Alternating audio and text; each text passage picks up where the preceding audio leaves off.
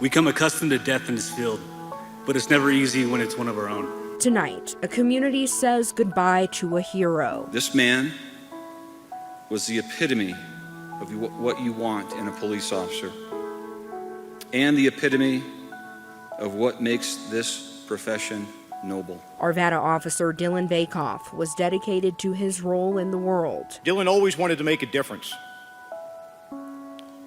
both in the world and in the community.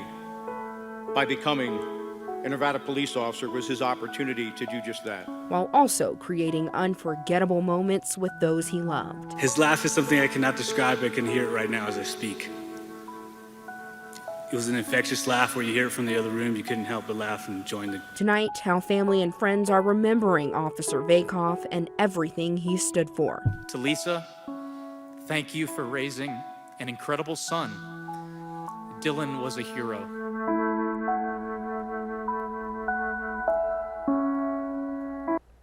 Thank you for joining us. I'm Micah Smith. It was a somber morning in Lafayette where Officer Dylan Vakoff's family and friends held a funeral to say their goodbyes. Denver 7's Colette Bordelon joins us now live in studio. Colette, everyone that went up to speak about him all had the same thing to say. He was a hero and a light in everyone's life. Despite that sadness clearly felt in every speaker, Micah, it was hard to hide their smiles as they talked about the man behind the badge. Officer Vakoff was described as the epitome of what you would want in a police officer and what makes the profession noble. He was thoughtful, he had a tireless work ethic, along with an extraordinary desire to protect people and make things right. Many also saying his laugh was infectious and something they would love to hear again. The Arvada Police Chief Link Straight says Officer Vakoff treated every call as a priority. He's been awarded the Medal of Valor for his actions on his last call for service early in the morning on Sunday last weekend. His girlfriend, who's also an officer in the department, said there aren't any words to truly capture what he meant to everyone around him. Our time we had will never be long enough, and I'm not sure how to continue on without you. But I will do it. I will do it for you. I will do it for myself.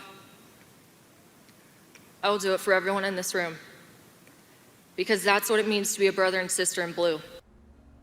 At the end of the service, the pastor read a letter from Officer Vakoff's mother. She said he always chose to see the good in the world, and she hopes everyone walks away from this service asking themselves, what would Dylan do? Now, his life of service had an impact not only here at home, but across the country. For instance, in Utah, one woodworker spent his week carving a memorial he hopes brings some comfort to Officer Vakoff's family. I'm just gonna do a couple sweeps. Behind every mark are years of practice. These indications right here tell me what I'm gonna do. For a craft built on precision.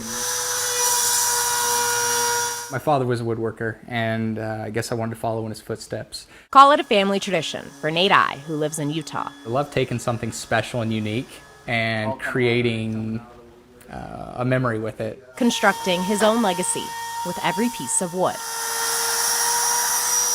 But this project is different. This badge represents a massive sacrifice to this community. And at the same time, all too familiar. I've done hundreds of these now. What he's been building this week. This has just become a part of me now. A replica of 27-year-old Arvada officer Dylan Vakoff's badge, who was killed in the line of duty less than a week ago. There's a very sobering feeling of what I'm doing and who I'm doing it for. Using what's become his legacy. If I can get in there and help just a little bit, it makes a difference. To honor the legacy of an officer who spent his life serving others. I hope that the family of Officer Vakoff can hang this somewhere special where they can look at it 10, 15 years down the road and remember that sacrifice that he made for his community. Memorializing a moment that could never be forgotten. Colette Bordelon, Denver 7. Excellent storytelling there by Colette. Now, normally, I shows up in person to present the badge, but he couldn't make it to Colorado this week. One of his friends made the trip and coordinated with the family to give them the badge before the service. Vakoff is the second police officer the Arvada Police Department has lost recently. In 2021, Officer Gordon Beasley was shot and killed during an ambush attack in Old Town Arvada. He spent 19 years serving with the Arvada Police Department. Known for his love of bicycling, over 100 volunteers spent the afternoon building bikes for kids and gave them out at Watson and Seacrest Elementary Schools in honor of Officer Beasley. This is the second year the event has been held. Other news we're following tonight, the Colorado Transportation Commission has decided to do away with plans to expand I-25 near downtown Denver. An addition of a fifth lane was planned for the highway between Santa Fe and Spear Boulevard. Supporters of the change say more highway lanes won't relieve congestion and will only bring more pollution to the area.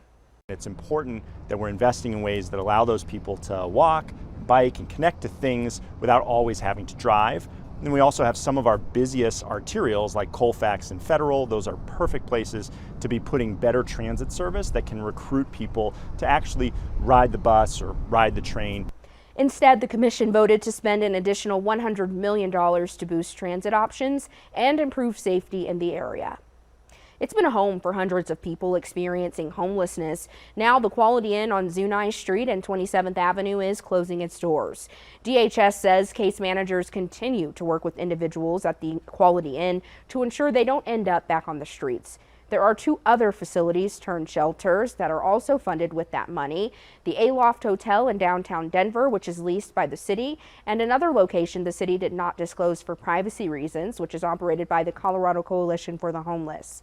About 140 people are staying at those facilities, which are expected to close on December 31st. If you have a warrant for your arrest, you may be hoping it doesn't catch up with you. Well, we have some help. The 8th Judicial District, which is Larimer and Jackson counties, along with the Fort Collins Municipal Court, is holding a warrant clearing event tomorrow. You don't even have to go to the courthouse. If you have an outstanding warrant, you can come into the library on the first floor. The public defender's office will be there just to make sure that you're eligible for the event. And you can take care of the case that day with representation without being arrested. And so courts will be upstairs on the second floor of the library, and also community partners will be there as well.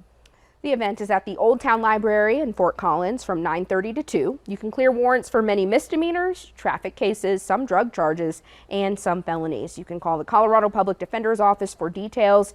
Even if you don't have a warrant, you're invited to a resource fair at the same place tomorrow with vaccinations, the VA, the DMV, and others.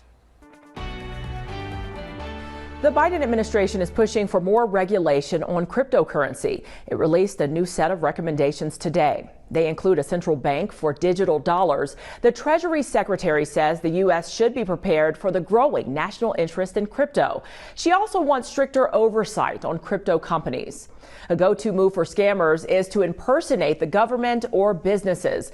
Now the FTC is working to crack down on this. A newly proposed rule would allow the agency to seek legal action against scammers who do this. It could also help recover the money victims have lost. The FTC also plans to step up enforcement on an existing rule stating it's illegal to impersonate government officials. An estimated $2 billion has been lost to these scams since 2017. Buying a new electric car is expensive, but now, for the first time, a tax credit will be available for used ones. We're looking into what experts say it will take to access that. And later, Meow Wolf is celebrating an immersive art experience unlike any other this weekend. We're peeling back the curtain on Convergence Station as it celebrates its 1-year anniversary.